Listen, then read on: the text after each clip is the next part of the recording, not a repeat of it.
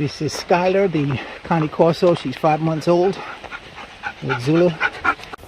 It was a fox. Lewis saw it pacing, screaming. And he was crossing his route with Skyler today, working on some of her dog reactivity, and she's doing very well. And that also is because this dog has very balanced energy, and it also helps that, you know, that on-point method, we drained her energy before we came over here, so she's feeling good. Those endorphins are flowing and everything is good. Her hackles are not raised at all. An on-point dog is a confident dog, and there's a lot of dogs out there that lack confidence. You go back to some of those videos I did on Chris the Doberman, you'll see that was not the most confident dog in the world. He was very apprehensive about climbing the bleachers at the park, and a lot of dogs that I've worked with, had that small fear factor of climbing the bleachers. He was also very apprehensive about, crossing strange surfaces, right? So for Skyler, for her confidence test, I decided to bring out the agility tunnel and see if she would walk through the tunnel, a fully extended agility tunnel. All right, so let's go to the videotape. Skyler, come. She likes the other way, doesn't she? Mm-hmm. Okay, Plots? Plots. Call her around. You gonna come? There she goes. Yes. Yes! Okay, my turn. Good. My turn. All right, Skyler did outstanding in the confidence test, going through the tunnel that she had never seen before. Trust me, a lot of dogs would be apprehensive about that. I see it in the agility class all the time. The 2-point deduction is because the owner repeated the command of plots twice, and that's a big no-no for us. Well, it's a small no-no as far as points deduction, but it's a big no-no as far as how we relate to our dogs in obedience training. I believe in one command and then a correction. This is for a dog that already knows the commands, right? One command and then a correction. If you start repeating the commands 3, 4, 5 times, that means the dog is training you instead of you training the dog. And one of the reasons I came up with this whole concept of the 1-point basic exam and certification is because I'm testing the owner more so than I'm testing the dogs. I know the dog can already do what's required because I put the dog through the paces over a period of several months or several weeks, whatever the time frame was. And now I would need the owner to step up and execute at a level comparable to the level where I'm executing. Because you don't want to bring your dog to a trainer, and at the end of the training, the dog listens to the trainer better than the dog listens to you, right? So let's go. Okay, we're starting with loose leash walking. Go ahead. So this is the type of walking that's appropriate with the dog in the park, where you're not allowed to have the dog off leash. So the way we get around that law, we put an extra long leash on the dog and let her have as much freedom as she wants. When you get to that white sign, make a right turn.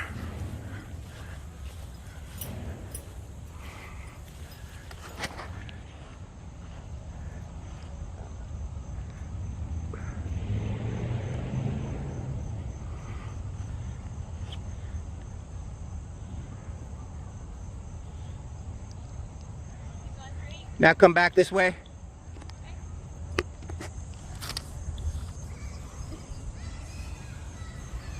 So what we're looking for here is to see if the dog starts pulling on the leash. Give her slack. If the dog does pull on the leash, then she'll make a correction. Other than that, in an environment like this, we give the dog as much freedom as she wants.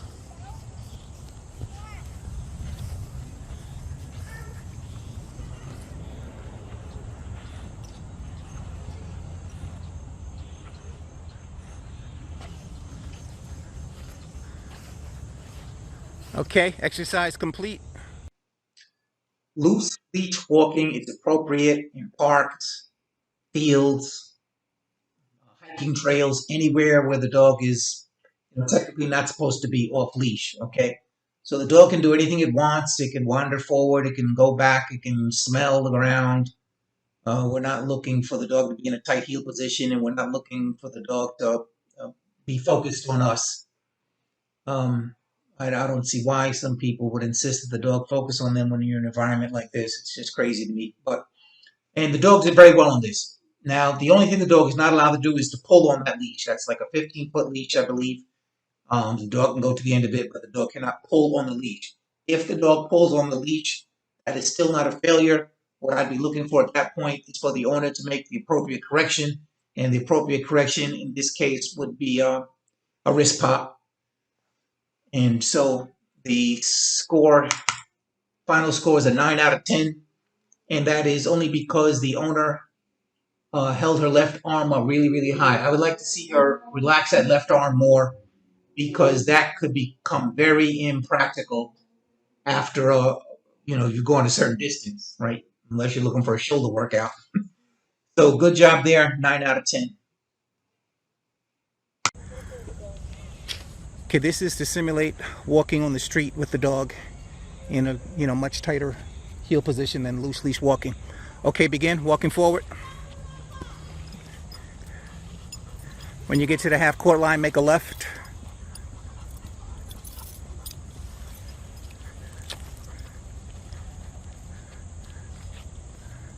Turn right.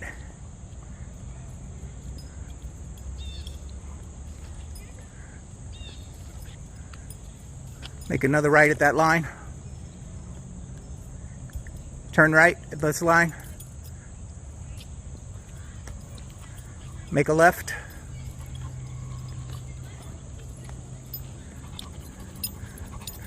Turn around and do a 180. Go forward. Make a left.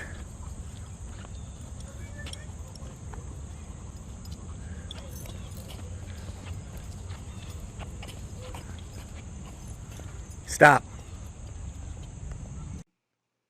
So when walking the dog on the sidewalk, we want the dog in a tight heel position, right at the left side or the right side if you've trained him to heel on the right side. And walking in the sidewalk, you could be passing people that are afraid of dogs. You could be passing other dogs. You could be passing elderly people that don't ambulate very well. So we want the dog, right there next to our side. Okay.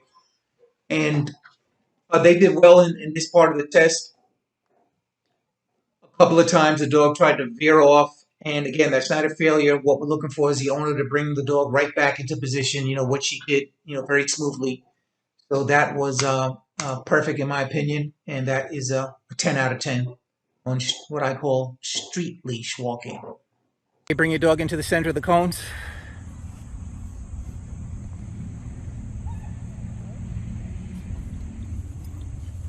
And stop right there. And put her under. No, you don't go do that. Spread your feet and send her under.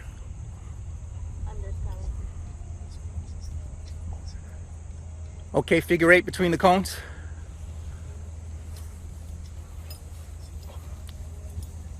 Let's give her some bridge talk.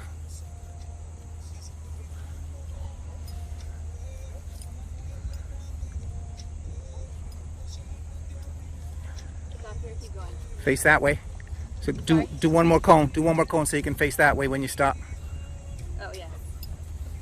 Like this and then in the middle? Yeah, face to your left. Face to your left. Okay, down your dog. Sit. Down her. Block. Okay, put her in a down stay and walk away. Stay.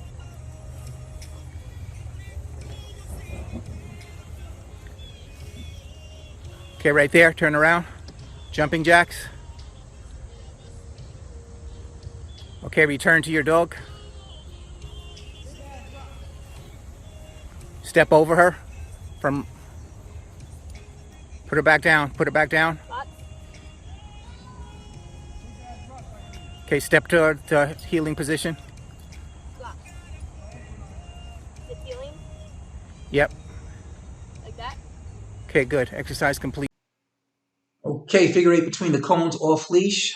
The team scored a 9 out of 10, only because the finish was a little bit sloppy. The owner was facing me instead of facing forward, and she had to go around one other cone to make the adjustment there. And then when I said put the dog in a down, she put the dog in a sit instead of a down. And then she went into the down. So that was a 9 out of 10 there.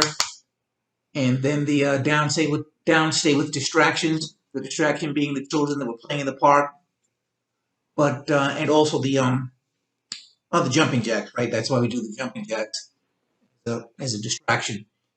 So, but that was fine. But the return was sloppy. So, yeah, that's a 9 out of 10 there. And I would also, I'm just thinking about that figure 8. I would like to see the use of bridge words. He says talking to the dog during the exercise, letting the dog know that, she's doing the right thing, good girl, whatever, that type of thing. So, again, I'm always saying if you want the dog to be upbeat, positive, enthusiastic, then you have to be upbeat, positive, and enthusiastic as well. This exercise, the owner is going to demonstrate her luring ability by luring the dog from one touch pad to the other. Okay, begin when ready. Touch this.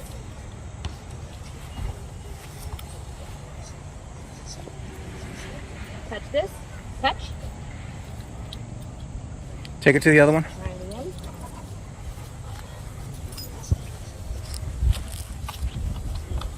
Yes.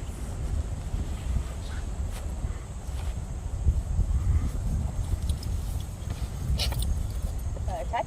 Yes. Touch this. Yes. Okay, good. We're going back. Now we're going to go into a formal touchpad work. Okay, go ahead and begin. Skyler, touch this. Touch this. Yes. Yes.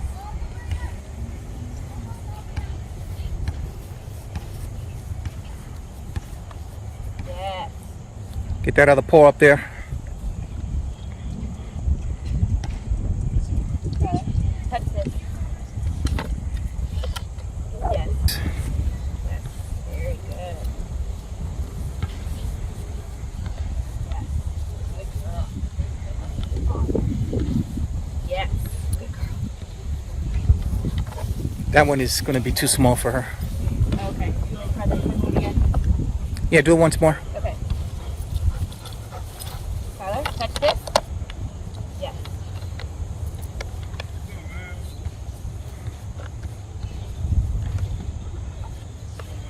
Okay, good. That's the best you've done. Yeah, it is. Good girl. That's a good Skyler. Very good. I like what I saw with a 360-degree turn on the touchpad. So that's a 10 out of 10. And there was one part where the dog's paw slipped off the pad, and the owner was able to manipulate Skyler and get both paws back on the pads. That was outstanding. That is a 10 out of 10 right there. I also like the enthusiastic praising at the end of the exercise. I'm a big believer in praising enthusiastically. I always say, praise your dog as if he or she just won a gold medal at the Olympics. So it was nice to see that. Hold it. So in this, I'll let go of the leash, or I'll still hold it? yeah, hold it. So in this exercise, she is going to be tracking, as I like to call it, but scent detecting for food. Okay, begin. Skyler, find it.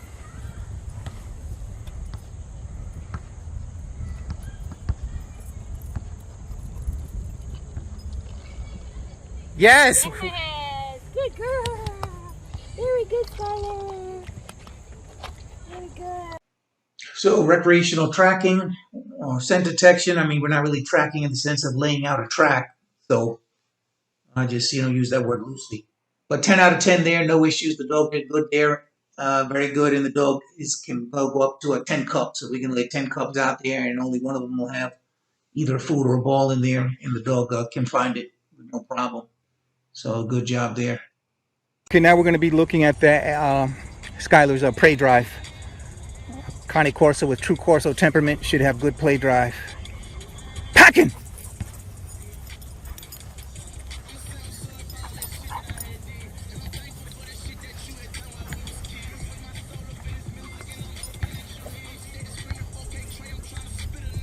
Yes. Very good. Very good, Skyler. Okay, we want to see the out command.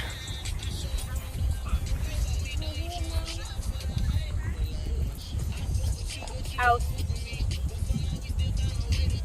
Yes. Okay, just leave it down. Leave it down. Leave it down. Out. Good girl. Yeah, all right. We used the flirt poll to assess the dog's prey drive, and she did outstanding there, 10 out of 10. The owner did a good job also. So the object there is, not to let the dog get the prey item, too easily, too quickly, right? So we want to build the drive by limiting the dog's access to the prey item. And so that was a good job done there. Then we move on to the out on command. The dog left a lot to be desired there because she was way too sluggish and taking her sweet time when outing. So she still passed because she did eventually let go, but only 6 out of 10 on that. Working on follow, fetch, and retrieve. Begin when you're ready. Skyler.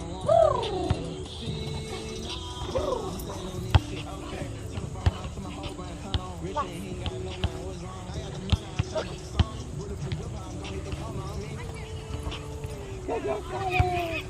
Skyler. Out. Yes, good girl. Okay, one more time. Right there, right there. Start where you are. Okay. Drop the leash, drop the leash. Skyler, follow.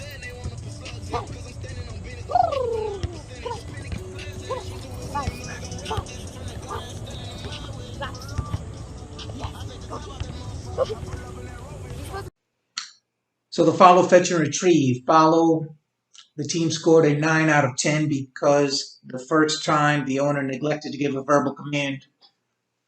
And then she got that straight the second time she did it. The fetch, 10 out of 10. Dog was perfect there, chasing the ball. The retrieve, left a lot to be desired. The dog had every intentions of running past the owner.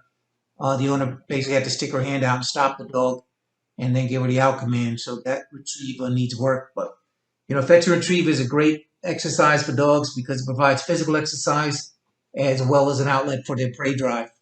So, okay, good job there. Skyler passed her own point exam with a score of 126 out of a possible 140 points, and she becomes the first Cane Corso in history to become a certified own point dog. So Skyler is a product of the breeding program of Pagoda Cane Corso. And if you look back at 2 years ago, I think it was, I worked with the Cane Corso named Diesel. He's also from Pagoda Cane Corso. Want to learn more about them? They have a website and a Facebook presence. All right. That's it. We're out.